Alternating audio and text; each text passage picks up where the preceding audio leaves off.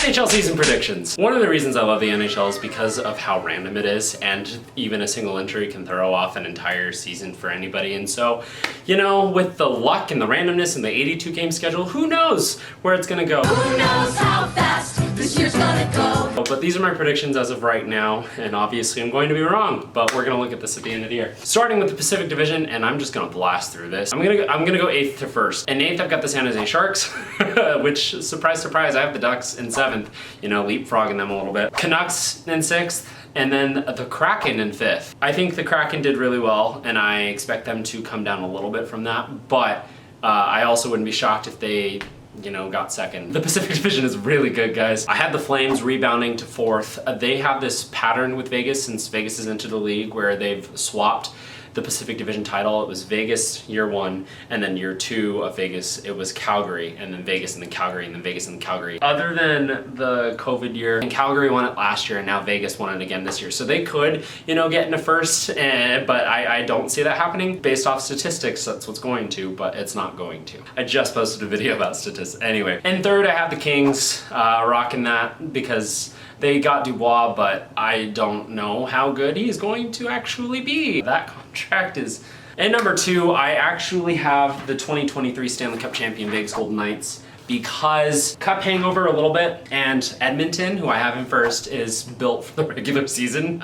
And I think that they're really, really hungry. Whether or not that translates to postseason success, probably not. We'll see, depends. But like I said, any injury can derail an entire season for any team. The last 3 back-to-back Stanley Cup champions have back-to-backed on the year that there was an expansion team coming, and there's not an expansion team coming, so sadly that is the only reason I don't believe that Vegas is going back-to-back, but I do think that they could. But I'm gonna have them 2nd, Oilers 1st. Moving on to the... Let's mix it up. Let's go with the Metro. West, East, West, East. In 8th for the Metro, I have the Flyers because... oof. I have the Blue Jackets in 7th. I wouldn't be surprised if they were higher because they have a lot. It depends on how well Adam Fantilli does. They have a really good decor. But the Islanders I have in 6th, and they have Sorokin, and he alone could catapult them up. I have the Capitals in 5th. They have Ovi, so anything's possible. I think the main storyline for them this year is going to be Ovi chasing Gretzky, and so we'll see how that goes. In 4th for the Metro, I have the Rangers. I know they have Shesterkin, who's one of the best goalies in the world, and Sorokin is the best, and I had them in 6th.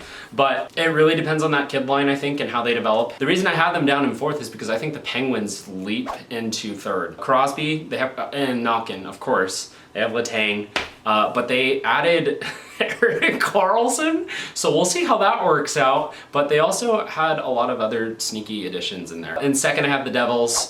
They're gonna do really, really well. They could even get 1st, but I have the Hurricanes getting their 4th straight division title. Back to the Central, I'm going to say in 8th is the Blackhawks. They have Bedard, who I will not hear enough about this season. They shouldn't have even gotten him. I'm not getting into it. I have in 7th the Coyotes. I thought about putting the Predators here, but I looked at the decor and Jussi Saros, and so I have the Predators in 6th, but I was going back and forth between the Coyotes being higher because their forward core is insane. Logan Cooley is gonna be nuts, Michelli, and they're really forming a good team. So I'm hoping that they stay and are able to succeed and get an arena. In 5th, I have the Blues. So with the Central, I looked at the last couple of years, and it was hard with the COVID year and the divisions changing, but every year there's about 1 or 2 that change, and they're shockers and stuff, and because of that, I wasn't able to do that with the Central. I have the Blues in 5th. They have a lot of young talent with Speed Demon, Jordan Kyrou, and Robert Thomas is phenomenal, but I can't put them above anybody else in the division. I have 4th Jets. They don't have Wheeler, but they added a couple of good pieces from the Kings, and so maybe. In 3rd, I have the Wild. Kaprizov, hopefully he's able to come back and be in the postseason for them this year, but I couldn't move the Avs lower than 2nd, and that's where I have them in 2nd because a full season without, they already had a full season without Landeskog and they won the division, barely, but they did. And I see them doing something similar, but the Dallas Stars are nuts. They have a old core and a young core at the same time. Jason Robertson is, oh man. that draft for them was just Ottinger and Heiskanen. You know, they're a really good team. Finally, the Atlantic, and I think the Atlantic is the hardest to predict. In 8th, I have the Canadians. They've been at the bottom of the league since their run to the final. Carey Price, like they have good young talent too. So who knows? 7th, I have the Red Wings. Outside of Seider, their decor is. I put the Senators in 6th. They lost to Brinkett to the Red Wings, so that'll be an interesting dynamic this season. They're all of these teams are like right there, waiting for one more player or something to push them over and switch out for the people that are on top. And I have in 5th the Tampa Bay Lightning. This might be my most bizarre take, but the thing is I don't know what's going on with Steven Stamkos. That's a distraction until they figure that out. And they had, you know, injuries and whatnot. They're a really good team with a lot of good players, but I had to switch out one team from the Atlantic, and I could not do it for the Boston Bruins. I know they lost Bergeron and Krejci, but there's no way they drop off that hard after that regular season, right? In 3rd, I have the Buffalo Sabres. This feels wrong. I think it would be super funny if the playoff drought continued, because I wanted them to be in the playoffs last year until the vitriol and all of that after Eichel scored a hat trick on them. Like I've seen a lot more people say, hey, I wish nothing but success for Eichel from Buffalo, which is good to see.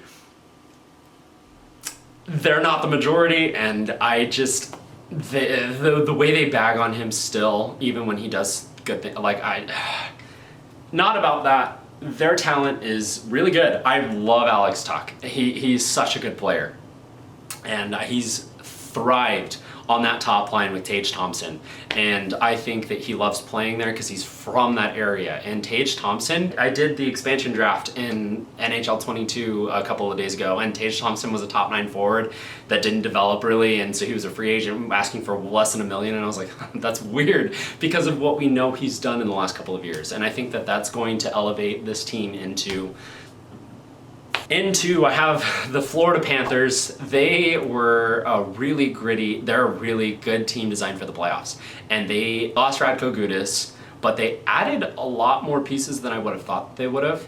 It'll be interesting to see what happens with their goaltending. Spencer Knight coming back from the assistance program and seeing which Bobrovsky they're getting. But I do have the Panthers in 2nd, which means I have the Toronto Maple Leafs winning the Atlantic Division. Honestly,